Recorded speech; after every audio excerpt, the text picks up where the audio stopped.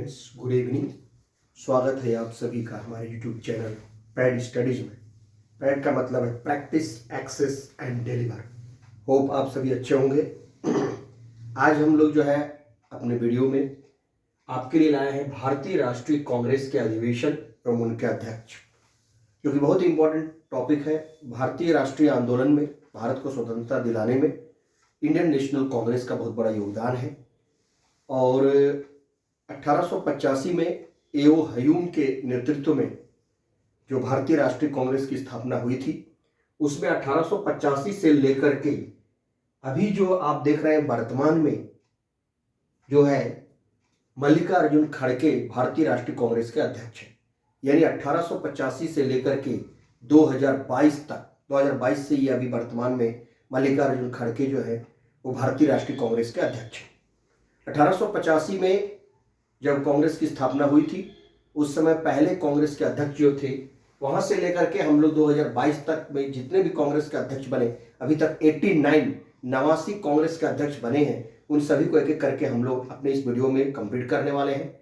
साथ ही साथ जो है हम लोग भारतीय राष्ट्रीय कांग्रेस से संबंधित कुछ बहुत ही महत्वपूर्ण प्रश्नों को भी करेंगे, जैसे भारतीय राष्ट्रीय कांग्रेस के प्रथम मुस्लिम अध्यक्ष कौन थे, भारतीय राष्ट्रीय कांग्रेस की प्रथम महिला अध्यक्ष कौन थी। इस सब प्रश्नों को भी उस पर करते हुए हम लोग आज की वीडियो को कंप्लीट करेंगे, तो बने रहेगा वीडियो के आखिरी तक। चलिए शुरू करते हैं। भारतीय राष्ट्रीय कांग्रेस के अधिवेशन कहां पर हुए, किस वर्ष और उनके अध्यक्ष कौन थे। उसमें सबसे पहले 1885 ईस्वी में बॉम्बे में जो अधिवेशन पहला हुआ था, उसके अध्यक्ष थे W.C. बैनर्जी, यानी उमेश चंद्र बैनर्जी। ए.ओ. ह्यूम ने नेतृत्व किया था, लेकिन पहले अध्यक्ष जो थे वो उमेश चंद्र बैनर्जी थे। उसके बाद जो है कांग्रेस का अधिवेशन 1886 ईस्वी में कलकत्ता में हुआ, जिसके सेकंड जो अध्यक्ष थे, यानी दूसरे जो थे वो दादा भाई नौरोजी थे। तीसरे अध्यक्ष जो थे 1887 में मद्रास बदरुद्दीन तैयब जी थे, और ये भारतीय राष्ट्रीय कांग्रेस के पहले मुस्लिम अध्यक्ष थे, तो इसमें बदरुद्दीन तैयब जी थे। उसके बाद 1887 वाला बदरुद्दीन तैयब जी। 1888 में जो भारतीय राष्ट्रीय कांग्रेस का अधिवेशन हुआ था वो इलाहाबाद में हुआ था, और इसकी अध्यक्षता जो है जॉर्ज यूले ने की थी। उसके बाद जो 1889 में भारतीय राष्ट्रीय कांग्रेस का अधिवेशन जो है वो बॉम्बे में हुआ था, जिसकी अध्यक्षता विलियम वेडरबर्न ने किया था। और ये उसके बाद जो है 1890 के भारतीय राष्ट्रीय कांग्रेस का अधिवेशन जो है वो कलकत्ता में हुआ था, जिसके अध्यक्ष थे फिरोज शाह मेहता। उसके बाद जो है 1891 में नागपुर में जो है कांग्रेस का अध्यक्ष हुआ था, वो पन्नापक्कम आनंद चोरले थे। उसके बाद जो है 1892 ईस्वी का जो कांग्रेस का अधिवेशन था वो इलाहाबाद में हुआ था, जिसके अध्यक्ष फिर से उमेश चंद्र बैनर्जी ही बने थे, W.C. बैनर्जी। उसके बाद 1893 का लाहौर अधिवेशन जो कि ऐतिहासिक था, उसकी अध्यक्षता जो है दादा भाई नौरोजी ने की थी। 1893 के कांग्रेस अधिवेशन की अध्यक्षता। 1894 में कांग्रेस का अध्यक्ष जो थे वो अल्फ्रेड वेब थे, जो कि मद्रास में हुआ था। उसके बाद 1895 का कांग्रेस का अधिवेशन जो है वो पूना में हुआ था, जिसकी अध्यक्षता सुरेंद्रनाथ बैनर्जी ने की थी। और 1896 का कलकत्ता में जो अधिवेशन हुआ था, उसके अध्यक्ष जो थे वो रहमतुल्लाह सयानी थे।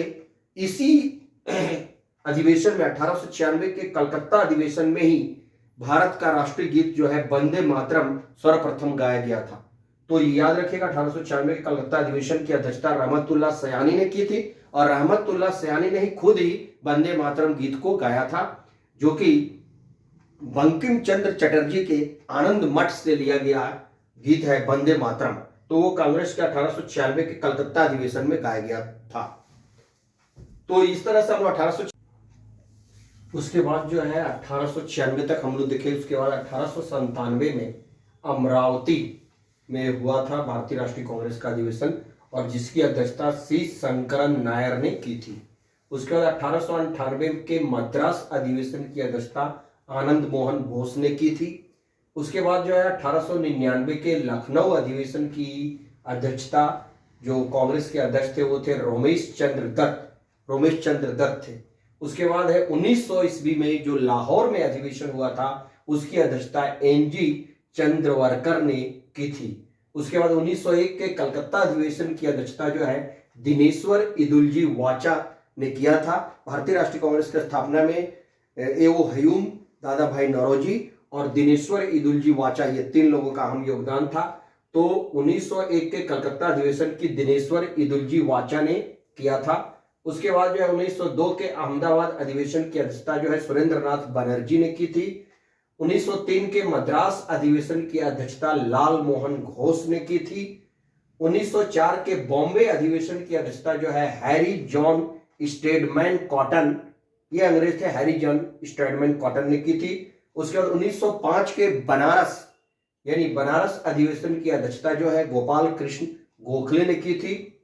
उसके बाद 1906 के कलकत्ता अधिवेशन की अध्यक्षता जो है दादा भाई नौरोजी ने की थी। 1907 के सूरत अधिवेशन की अध्यक्षता रास बिहारी घोष ने की थी और 1907 के सूरत अधिवेशन रास बिहारी घोष की अध्यक्षता में जो हुई थी उसी में कांग्रेस जो है वो नरम दल और गर्म दल में विभाजित हो गया था 1907 के सूरत अधिवेशन में।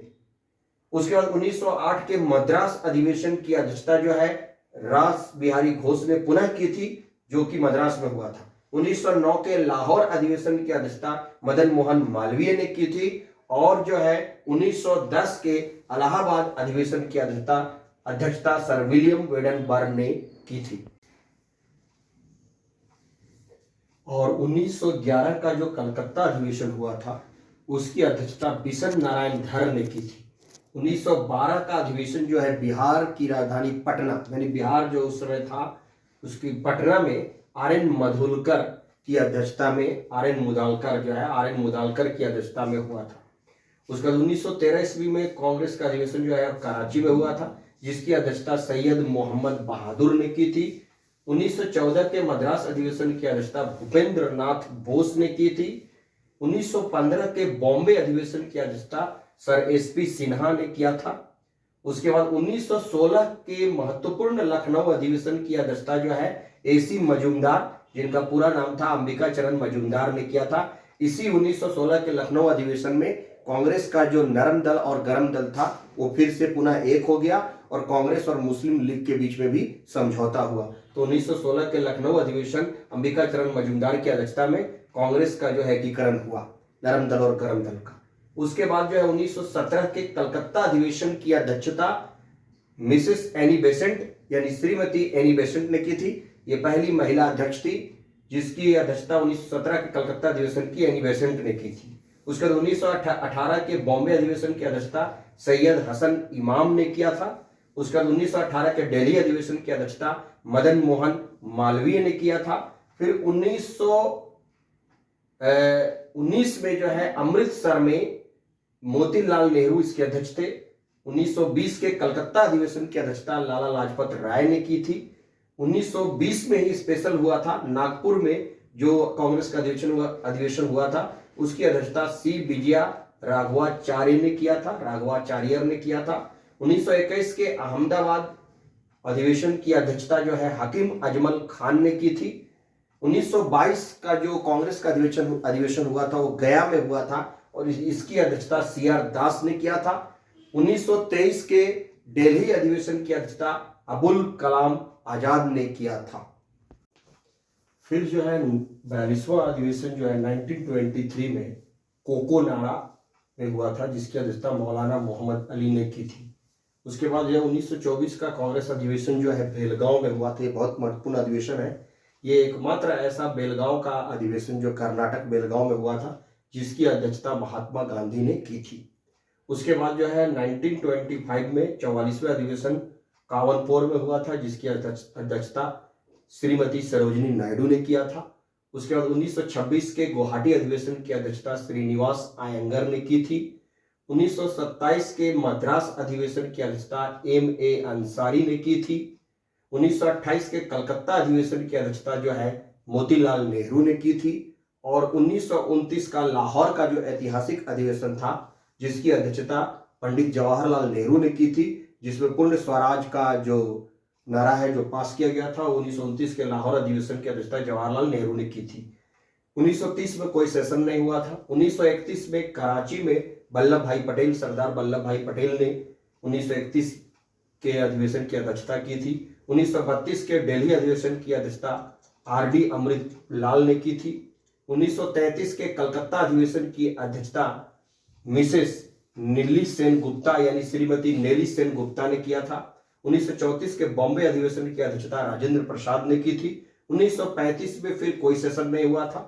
1936 के लखनऊ अधिवेशन की अध्यक्षता जवाहरलाल नेहरू ने की थी। 1937 के फैजपुर अधिवेशन की अध्यक्षता भी जवाहरलाल नेहरू ने की थी। 1938 और 1939 ये महत्वपूर्ण अधिवेशन थे जिसकी अध्यक्षता सुभाष चंद्र बोस ने की थी। सुभाष चंद्र बोस ने हरिपुरा और त्रिपुरा 1938 और 1939 के अधिवेशन की अध्यक्षता सुभाष चंद्र बोस ने की थी। 1940 में जो रामगढ़ यानी झारखंड में जो अधिवेशन हुआ था कांग्रेस का, उसकी अध्यक्षता अबुल कलाम आजाद ने की थी। उसके बाद 1941 से 1946 तक कोई सेशन नहीं हुआ था।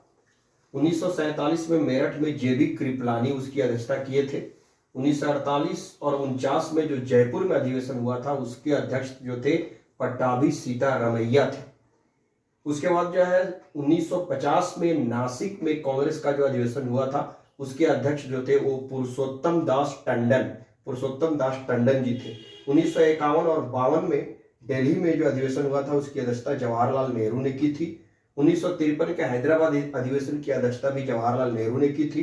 1954 के कलकत्ता अधिवेशन की अध्यक्षता भी जवाहरलाल नेहरू ने की थी। 1955 में आबादी में जो अधिवेशन हुआ था उसके अध्यक्ष थे वाहंगराय नवल शंकर ढेबर, और 1956 के अमृतसर में भी यही नवल शंकर ढेबर थे। 1957 के इंदौर अधिवेशन में भी नवल शंकर ढेबर थे।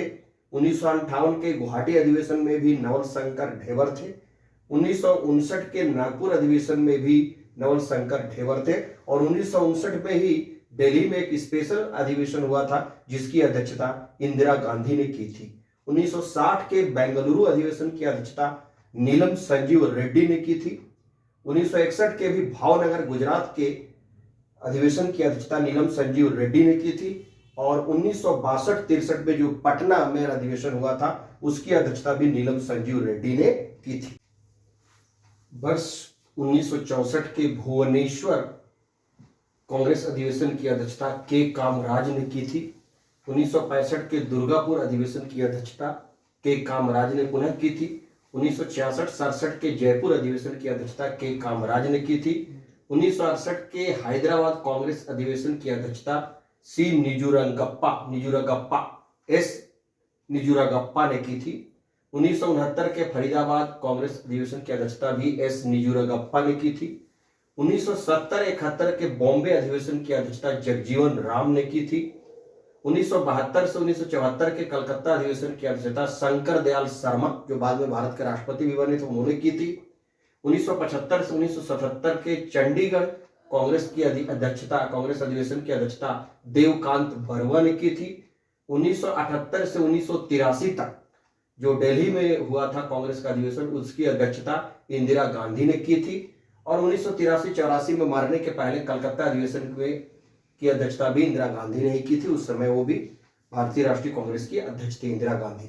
उसके बाद 1985 से लेकर 1991 तक इंदिरा गांधी के मरने के बाद जो है बॉम्बे कांग्रेस अधिवेशन की अध्यक्षता बाद में राजीव गांधी ने की थी। उसके बाद 1992 से 1996 तक जो है तिरुपति में कांग्रेस के अधिवेशन की अध्यक्षता पीवी नरसिम्हा राव ने की थी, जो बाद में प्रधानमंत्री बने।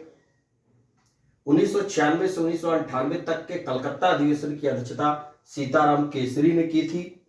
1998 से 2017 तक लगभग 19 वर्षों तक कलकत्ता में जो अधिवेशन हुआ था उसकी अध्यक्षता सोनिया गांधी ने की थी। लगभग जो है 19 वर्षों तक सोनिया गांधी जो है भारतीय राष्ट्रीय कांग्रेस की अध्यक्ष रही। उसके बाद जो है 2017 से 2019 तक 2 साल के लिए दिल्ली में राहुल गांधी को भी कांग्रेस का अध्यक्ष बनाया गया था।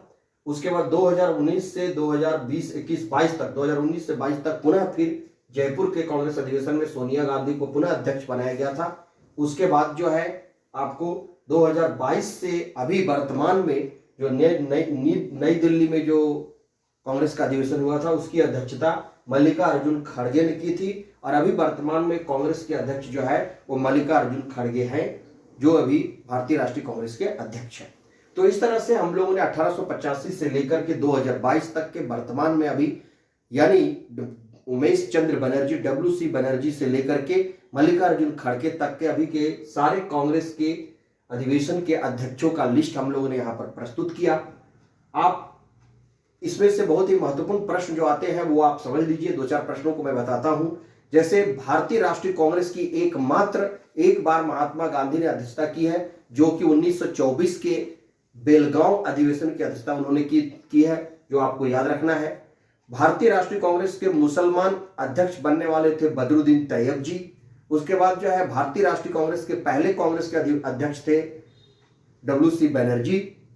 उसके बाद जो भारतीय राष्ट्रीय कांग्रेस के पहले ईसाई अध्यक्ष जो थे वो थे जॉर्ज यूले, ये भी आपको याद रखना है। और भारतीय राष्ट्रीय कांग्रेस की प्रथम महिला अध्यक्ष जो थी 1917 के अधिवेशन की श्रीमती एनी बेसेंट थी, जो कि कोई विदेशी मुल्क में पहली महिला अध्यक्ष वही थी एनी बेसेंट। और भारतीय राष्ट्रीय कांग्रेस की प्रथम महिला अध्यक्ष जो थी वो सरोजिनी नायडू थी। तो इस तरह से जो है बहुत सारे प्रश्न जो है आपको इसमें आते हैं, जो भारतीय राष्ट्रीय कांग्रेस के संबंधित प्रश्न जो है भारतीय राष्ट्रीय राजनीति में उसका एक अहम योगदान है वो आते हैं। तो होप आपको वीडियो पसंद आया होगा। So keep watching the video, like share and subscribe my channel. Thank you.